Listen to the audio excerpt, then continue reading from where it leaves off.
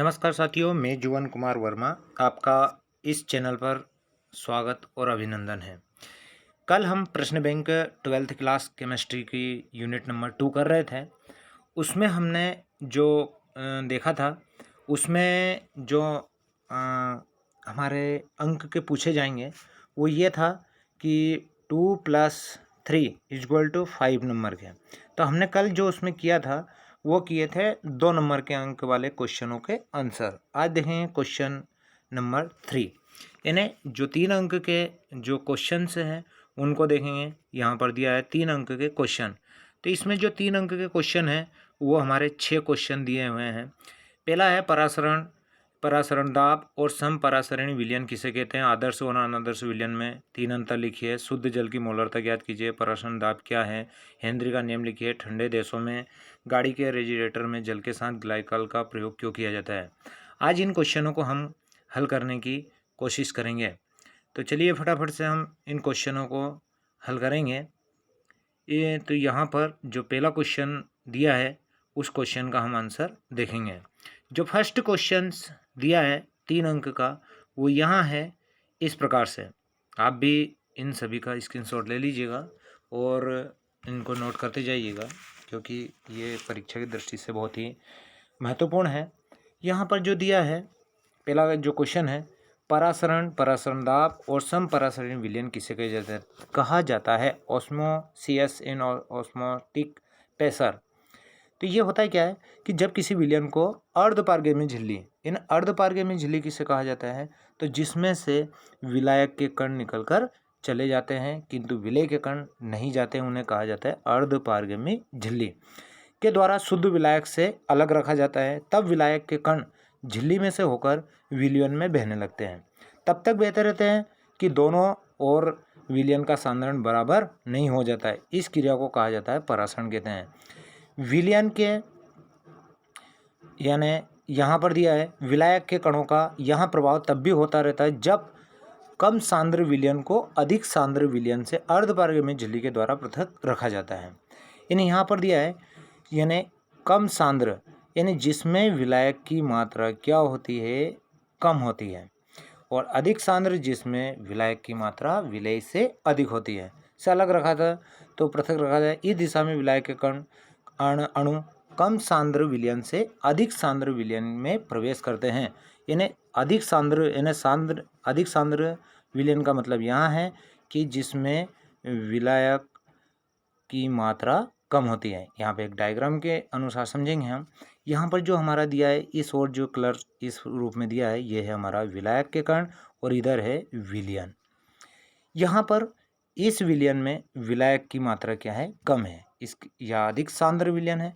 तो यहाँ पर दिया है ये कम सांद्र है। इसमें जो विलायक के कण हैं ये इस अर्धपारगम्य झिल्ली को होकर विलयन में प्रवेश कर जाएंगे कुछ समय के पश्चात। तो इसे कहा जाता है परासरण। अर्थात परासरण की डेफिनेशन हम इस प्रकार से बोल सकते हैं, वह प्रक्रिया है जिसमें शुद्ध विलायक के कण, यानी विलायक किसे कहा जाता है, तो जिसमें विलय को घोला जाता है। विलायक के कण कम सांद्र विलयन में से, कम सांद्र जिसमें विलय की मात्रा विलायक की मात्रा अधिक होती है, सांद्र उच्च सांद्र विलयन में जिसमें विलायक की मात्रा कम होती है, में अर्धपारगम्य झिल्ली में से होकर प्रवाहित होते हैं। परासरणी या परासरण बहाव कहलाता है। तो ये जो क्वेश्चन था इसको हमने कंप्लीट किया है। नेक्स्ट क्वेश्चन की तरफ हम बढ़ते हैं।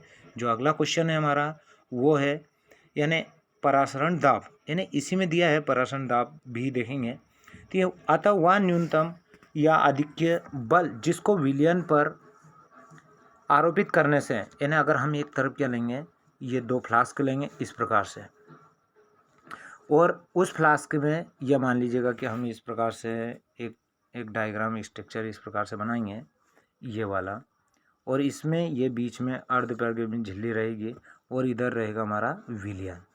इस ओर हम अगर विलयन है और इधर क्या है हमारा विलायक, तो विलायक के कण क्या करेंगे, इस झिल्ली को पार कर कर किस में प्रवेश करेंगे, इस विलयन में। तो इस विलयन में विलायक के कणों पर एक बल या एक दाब आरोपित होगा जो इस विलायक के कणों को इस विलयन में आने से रोकेंगे। इसी दाब को कहा जाएगा परासरण दाब। यानी वह न्यूनतम बल जिसको विलयन पर आरोपित करने से विलायक का अर्धपारगीय झिल्ली में से होते हुए विलयन में प्रवेश से क्या हो जाता है, रुक जाता है, परासरण दाब कहा जाता है। नेक्स्ट क्वेश्चन की तरफ बढ़ते हैं। अगला जो क्वेश्चन है हमारा वो है हमारा क्वेश्चन ये है कि आदर्श विलयन और अनादर्श विलयन में अंतर क्या है। तो मैं बता दूं आपको कि आदर्श विलयन उन्हें कहा जाता है जो सामान्य ताप व दाब पर क्या करते हैं, राउल्ट के नियम का पालन करते हैं, और जो सामान्य ताप व दाब पर राउल्ट का नियम का पालन नहीं करते हैं उन्हें कहा जाता है अनादर्श विलयन। सेकंड जो अंतर है, इन्हें ये क्या करेंगे, इनकी एंथैल्पी में कोई भी परिवर्तन नहीं होगा, इनका आयतन में कोई परिवर्तन नहीं होगा, या ताप दाब कितना ही आप, या टेम्परेचर आप कितना ही बढ़ा दीजिए, प्रेशर आप कितना ही बढ़ा दीजिए, इसके आयतन और एंथैल्पी में कोई परिवर्तन नहीं होगा। किंतु अगर हम इसी की बात यहाँ पर करें कि हम अगर ताप को बढ़ाएंगे और दाब को भी बढ़ाएंगे इस प्रकार से, तो इसकी एंथैल्पी में परिवर्तन हो जाएगा, इसके आयतन में भी क्या हो जाएगा, परिवर्तन। तो इन्हें कहा जाएगा हम आदर्श अनादर्श विलयन कहा जाएगा। इसी के साथ हम अगले क्वेश्चन की तरफ बढ़ते हैं। यहाँ जो हमारा नेक्स्ट क्वेश्चन है, थर्ड क्वेश्चन, वो है हमारा शुद्ध जल की मोलरता की गणना कीजिए। तो यहाँ पर दिया है शुद्ध जल है, उसका जो अणुभार दिया है वो ये दिया है 18 है, क्योंकि ऑक्सीजन का 18 होता है, ये ऑक्सीजन का 16 होता है और 2 हाइड्रोजन, टोटल हो जाता है हमारे 18। तो इसी प्रकार से अब हम इसमें देखेंगे कि मोलरता इंटू क्या होती है। यहाँ पर जो क्वेश्चन है उसका आंसर देखेंगे तो मोलरता बराबर होता है विलय की मात्रा, लेकिन वो होती है ग्राम में, विलय का अणुभार और विलयन का लीटर में आयतन। यहाँ पर दिया है फार्मूला हमारा W into 1000 AM into V। W बराबर दिया है हमें 1000, क्योंकि वहाँ पूरा जो विलयन माना है वो 1 लीटर ही माना है हमने, और उसका जो आयतन रहेगा वो भी रहेगा हमारा 1000 मिलीलीटर।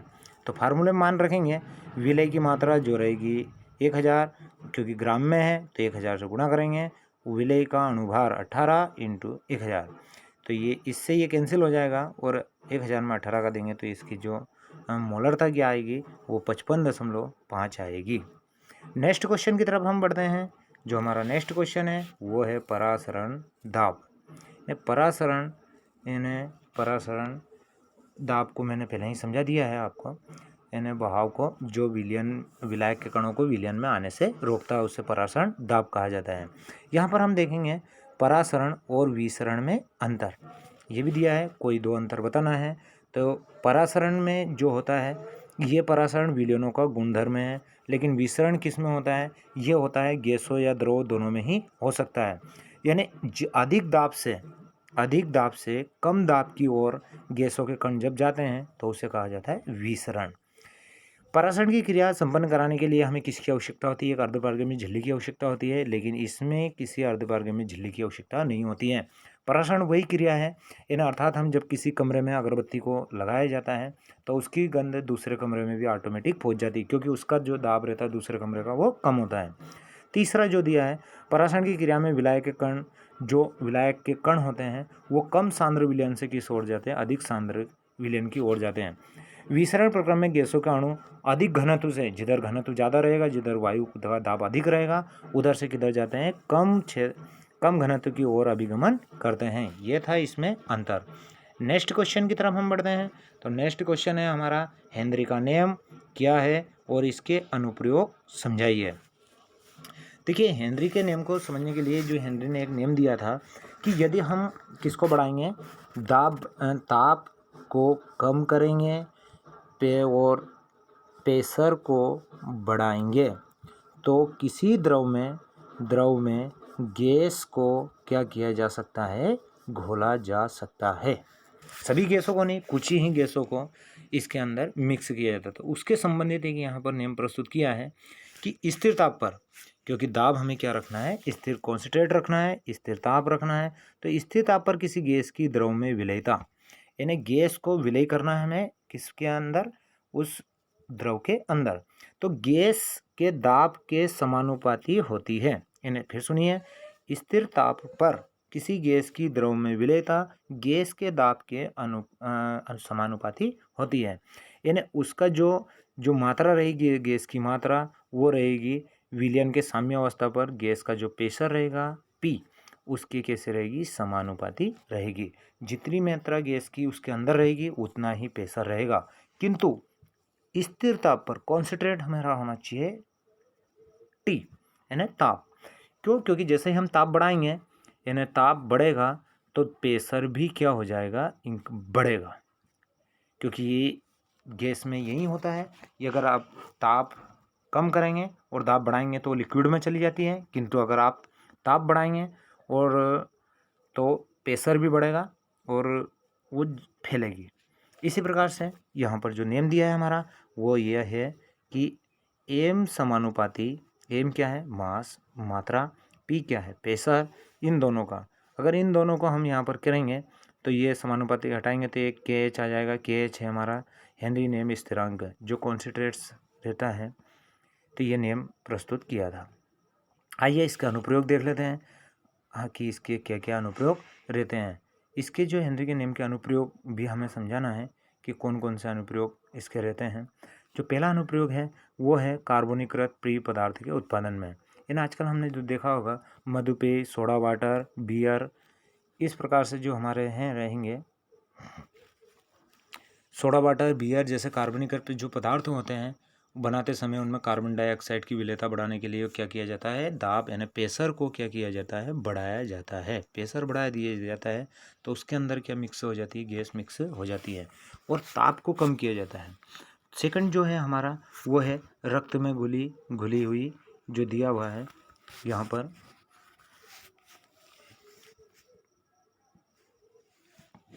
सेकंड वाला है वो है रक्त में घुली हुई गैसों के विनिमय में श्वसन के द्वारा अंदर ली गई वायु में O2 का आंशिक दाब उच्च होता है। फेफड़ों में पहुंचकर यह हीमोग्लोबिन से संयुक्त होकर ऑक्सी हीमोग्लोबिन बनाती है। ऊतकों में ऑक्सीजन का आंशिक दाब तुलनात्मक रूप से कम होता है। ऑक्सी हीमोग्लोबिन ऑक्सी मुक्त होकर कोशिका सक्रिय उपलब्ध कराता है। जो थर्ड वाला है वो है गहरे समुद्र में गोताखोरों के लिए। इन्हें कहने का मतलब है कि जब गोताखोर समुद्र के पहले उसके अंदर जाते हैं तो अपने सिलेंडर में जो गैस पहले लेकर जाते थे वो ऑक्सीजन प्लस नाइट्रोजन लेकर जाते थे, किंतु अंदर जैसे ही दाब बढ़ता था, प्रेशर बढ़ता था, तो इनकी विलेयता उस ब्लड में अधिक बढ़ जाती थी। जो गोताखोर होता उसके ब्लड में बढ़ जाती थी, किंतु जैसे ही वो ऊपर आता था तो उसको ये गैस उसके ब्लड से निकलती थी। इसके कारण उसको क्या होता था, जिसे ब्लेंड्स या कैंसर रोग कहते हैं, यानी उसको एक पीड़ा होती थी, दर्द होता था। इसके स्थान पर आता वायु में, इसके स्थान पर वर्तमान में जो गैस दी जाती है वो नाइट्रोजन यहाँ पर दी जाती है। ऑक्सीजन का मिश्रण गोताखोरों के लिए दिए जाते हैं। घुलने वाली हीलियम स्थिरांक N2 से कम होता है। यानी वर्तमान में जो गैस गोताखोरों को दी जाती है वो दी जाती है हीलियम प्लस ऑक्सीजन, और पहले दी जाती थी N2 प्लस O2, क्योंकि ये रक्त में अधिक दाब पर विलय होती है, लेकिन हीलियम अक्रिय गैस है, ये विलय कम होती है, इसलिए यहाँ दी जाती है। दूसरा जो है ना हमारा जो इसमें दिया है, फोर्थ जो दिया है वो यहाँ है बहुत ऊंचाई पर जो ऑक्सीजन होता है उसका जो दाब होता है वो कम सतह की तुलना में बहुत अत्यंत कम होता है। परिणामस्वरूप पर्वत रोगी श्वसन द्वारा उनके रक्त में कोशिकाओं में उपस्थित ऑक्सीजन का सांद्रण क्या हो जाता है, कम हो जाता है। रक्त में ऑक्सीजन कमी पर्वत रोगी को क्या कर दिए जाते थे, कमजोर और ठीक सोचने समर्थ में भी क्या हो जाता था, वो कम हो जाता था, जिसे क्या कहा जाता है, एनेक्सिया कहा जाता है। ये एक बीमारी या एक रोग हो जाता है, यानी वो सोचने समझने की क्षमता कम हो जाती है, क्योंकि उसके ब्लड से क्या हो जाती है, वहाँ पर दाब कम हो जाता है, और जैसे ही दाब कम होता है तो रक्त से गैस का घुलना कम हो जाता है। जो पांचवा वाला दिया है, जलीय जीवन में वायु में उपस्थित ऑक्सीजन जल में विलेयता के कारण ही नदी, समुद्र, झीलों में जलीय जीव जंतुओं में क्या होते हैं, जीवन संभव हो पाता है। इन्हें कहने का मतलब ये है कि जो जलीय जीव होते हैं वो जल में घुली हुई ऑक्सीजन का ही उपयोग करते हैं। तो हेनरी के संबंधित ये कुछ नियम या अनुप्रयोग दिए हुए थे। इसी के बाद इससे संबंधित अब हम अगला क्वेश्चन देखेंगे, जो फिफ्थ वाला क्वेश्चन से है हमारा, उस क्वेश्चन को हम देखेंगे। 6 वाला क्वेश्चन है कि ठंडे देशों में गाड़ी के रेफ्रिजरेटर में जल के साथ ग्लाइकॉल का उपयोग क्यों किया जाता है। यानी इसका आंसर ये रहेगा कि हिमरोधी के रूप में एथिलीन ग्लाइकॉल का उपयोग किया जाता है। हम जानते हैं कि वाहनों के जो रेडिएटर हैं में जल प्राशीतक के रूप में उपयोग किया जाता है। प्राशीतक का मतलब होता है उसको ठंडा रखना। यदि वाहनों को 0 डिग्री सेंटीग्रेड तापमान वाले स्थानों पर उपयोग में लाया जाता है तो जो रेडिएटर्स होते हैं उनका जल जो होगा वो बर्फ़ में बदल जाएगा, जिससे रेडिएटर के फट जाने का खतरा बना रहता है। इस समस्या को दूर करने के लिए रेडिएटर के जो जल है उसमें एथिलीन ग्लाइकॉल यानी हिमरोधी मिलाया जाता है। इस विलयन का हिमांक 0 डिग्री से कम होता है। रेडिएटर के जल में एथिलीन ग्लाइकॉल सांद्रता परिवर्तन करके जल के हिमांक में वांछित कमी यानी उसके हिमांक को कम किया जाता है, यानी वो 0 डिग्री सेंटीग्रेड पे भी बर्फ में परिवर्तित नहीं होगा। तो वे पदार्थ विलय जो विलायक के हिमांक में अवनमन यानी कमी उत्पन्न करते हैं हिमरोधी यानी एंटीफ्रीज कहलाते हैं। एथिलीन ग्लाइकॉल सबसे ज़्यादा उपयोग में आने वाला हिमरोधी के रूप में उपयोग किया जाता है। तो ये थे हमारे यूनिट 2 यानी प्रश्न बैंक के सभी क्वेश्चनों के आंसर्स। आप सभी भी इनका स्क्रीनशॉट ले लीजिएगा और इनको नोट कर लीजिएगा, और प्रश्न बैंक ही हमें हल करना है परीक्षा के टाइम तक। तो आप सभी को ये समझ में आया होगा और आप सभी नोट कर लीजिएगा। इसी के साथ जय हिंद, जय भारत।